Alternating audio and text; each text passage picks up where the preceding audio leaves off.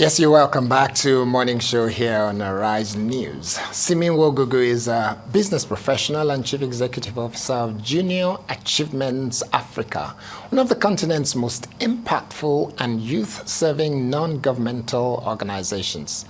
She has just been named one of the top 10 finalists for Africa Education Medal 2023, which is an initiative founded at T4 and at HP that recognizes and celebrates the tireless work of those who are transforming education across the continent. Simi physically joins us now to, among other things, share her experience operating in this space and how her nomination for this award and possible victory might affect her outlook and work towards improving youth education in Nigeria and Africa in general. Good to see you, Simi. It's so good to have you here. Thank you for having me. You can see how much I am smiling. I am smiling too, Kayode. Oh my God. I have that effect. Good morning, and thank you for having me. So tell us, I find it very exciting when Nigerians achieve great feat. And anywhere I go around the world, when people recognize me as a Nigerian and say, oh yeah, you're Nigerian. Oh, the Nigerian that just won this, Nigerian that just won. It makes me so happy. So tell us about this. All right. So T4 Education is actually to be applauded for developing an initiative that actually recognizes innovative work across the continent. You know, usually in education, we're advised to look at what the West is doing, but T4 is looking at what innovators in education are doing across Africa and highlighting the work that is having impact. And so they've created this award with HP and Microsoft to really recognize those people who are doing great work to transform education for young Africans. I'm very privileged to have been shortlisted as a top 10 finalist, and that's because of the work that JA does across Africa. So my background is I started Junior Achievement, which is in Nigeria, which is a global nonprofit that teaches entrepreneurship education, financial literacy, and work readiness skills to young people. We believe that going to school should actually have an outcome into you getting a job, starting a business. It should be fit for purpose. It shouldn't just be to have a degree and to carry it around and be looking for jobs. And so we actually work with young people to get the skills they need to be job creators. If you look at Africa, we have over 1 billion people, 60% of whom are under the age of 25. So we're the youngest population in the world right now. And we're going to be the ones supplying the world with talent. So are we educating our young people well to be able to work anywhere in the world? And so that's the mission that we have taken on at Junior Achievement, to prepare these young people for success anywhere in the world. Absolutely amazing. I heard that you were first introduced to JA while you were working at Goldman Sachs, and you left your job at the age of 24. Yes. Hey, tell us about that journey. Okay, so my journey has been one of, I actually just came from an Aspen Fellowship where we were thinking about leadership in Africa and the different types of leadership. And it made me think about my own journey. So I went to Mount Holyoke College, which is an all-women's college teaching women how to save the world. And I left there to go to Goldman Sachs, which at the time was considered going to the other side, the evil capitalist side. And I really wanted to understand what are the merits of both sides of the argument and bring them together. And I actually went back to Mount Holyoke to recruit more people to come to investment banking at Goldman.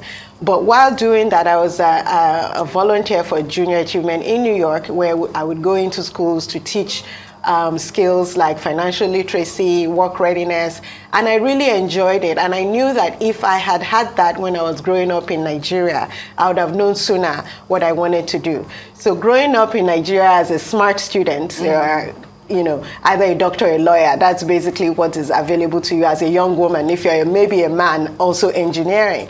And so I went off to the US thinking I was going to either be a doctor or a lawyer, and found out very quickly through internships and all kinds of experiential learning that neither path was for me. And it was in an internship at McKinsey that I was sent to Harvard Business School, and the light went on that, yes, business is where my passion is what I want to do.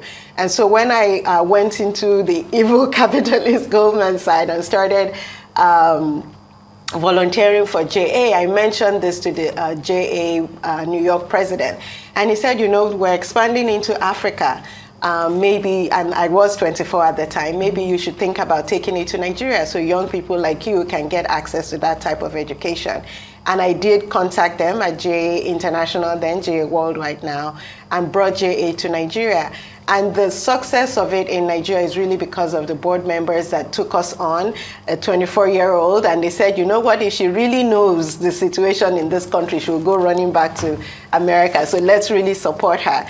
And they really supported me in making it happen, getting the volunteers from their companies to go into schools to teach. And now in Nigeria, we've reached over 1 million young people. Wow. We have alumni like Inya Boyeji, who's co-founder of Vandela and Flutterwave. We've had, a number of success stories of people who have gone on to found businesses, found major non-profit organizations that are working well in Nigeria, headed by a JA alum. So very proud of that, and want to do that more, scale that more. And the only way to do that is really through technology. I would ask you a question on the core of what your organization does, but what crosses my mind is the fact that just within the last 1 week, the Minister of Education said he was not particularly interested in education, but the President pretty much forced him to take on that position. And that explains to a large extent the kind of failure we have had in the area of education and why that sector has consistently been run in a very shoddy and shambolic way. That worries one. But when I hear the kind of work that you're doing, it's quite exciting. So I would like you to help us understand what is, in a manner of speaking, your modus operandi. How does it work, and how can a lot more people get involved and get engaged with this kind of project so that we can develop the next set of entrepreneurs, the next set of innovative and creative people that will shine on the world stage for Nigeria? Yes, so I mentioned that for me it was the experiential learning that turned on the light. We need our classrooms to become living laboratories. We are developing young people who only learn how to cram and regurgitate at exams, and that's not the way the world works anymore. We need to be able to show young people this is what education is. It opens up the world to you. It educates you. It helps you understand your strengths, and it helps you to put you in a position where you can really fly. So what are we not doing in Nigeria, or what do we need to do more of in Nigeria? We need to invest in technology. Not only in terms of teaching young people technology, but actually using technology. We cannot build enough schools. We cannot, hire enough teachers for the number of we have the largest number of out-of-school youth in the world. Absolutely. And so for us to actually reach those people, technology has to be a framework that we use to teach. We also have to prepare them for skills of the future. So if you look at even the West, where globalization is turning inwards and automation is taking over jobs, it is very critical that people have the skills to be able to compete in that kind of world where I don't need a manufacturer plant anymore because I can just build robots to manufacture. So then why should I hire you as a young Nigerian? Because you have the skills to actually code the robots, to things like ChatGPT and AI. They're changing the way people learn. So in Nigeria, we have to really open ourselves up to this world of technology. It's not, we're going to ban ChatGPT in the classroom. No, it's how can we use ChatGPT, which is, I'm assuming you know what it is a prompt where you can say, write me an essay on this, and it writes you an essay, and teachers are panicking that, people are going to. No, instead of that, say, use ChatGPT to write your first draft, and then edit the first draft, and then bring it to me. Absolutely. So you are teaching people how to use technology to access learning. That is what we should be focusing on, because then we can actually be the world. So Jakpa is not a problem for me because we have over 200 million people.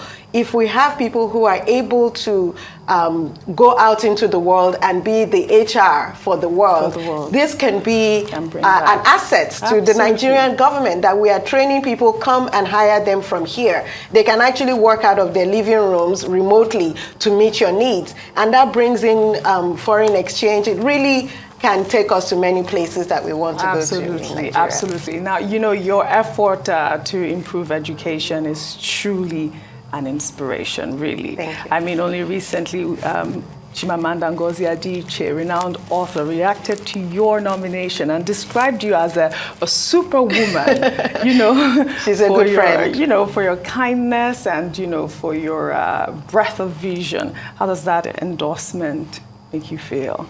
I'm very grateful to Chimamanda for that, you know, outstanding endorsement. It's surprising. When I saw it, I screamed.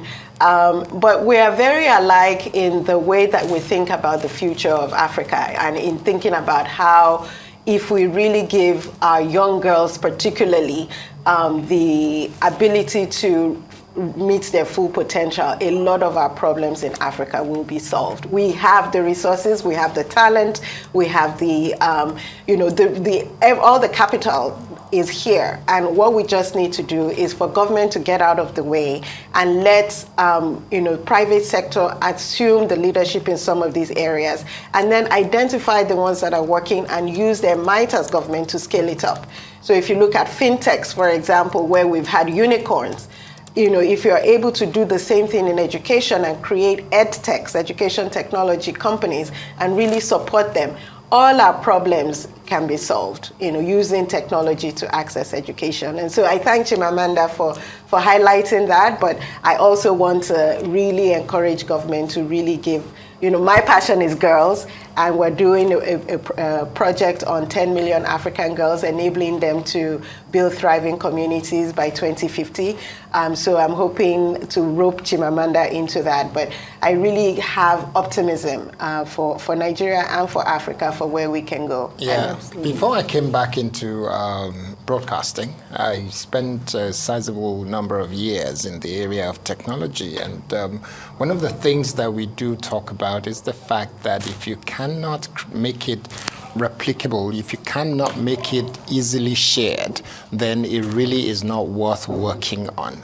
So how do we make it possible for the way that JA Africa works and the one that you manage in Nigeria, how do we make it possible for it to be scaled and expanded and spread into other areas of our lives, especially in the area of education, and make it possible for education to become something that is similar to the level of achievement of what has given you this nomination? So I mentioned earlier about government getting out of the way of the edtechs. Where I think government should be focusing in is exactly that accessibility. Building a network that is nationwide, that is easily affordable, or free even. So where you are saying, as a private sector company involved in technology, anything that has to do with education will be zero rated. We will subsidize to make sure that all those things are available freely. Anyone in any village can actually get an MTN phone or Airtel or anything, download educational programs for free and not be charged for it, because we've subsidized MTN and Airtel and all these other, to make sure that anything that is educational is free. So that makes it very easy to access for young people of any social strata, and then they're getting the education and they are able to do well with it. So really that's where I would challenge government to build out the network, make it easily accessible, and work with the private sector companies to make sure anything tagged education is free to the public. Okay. Absolutely. And, you know, I love your drive and the push for girl empowerment. I wanted to just, you know, for you to share us some statistics with what you're doing. Sure.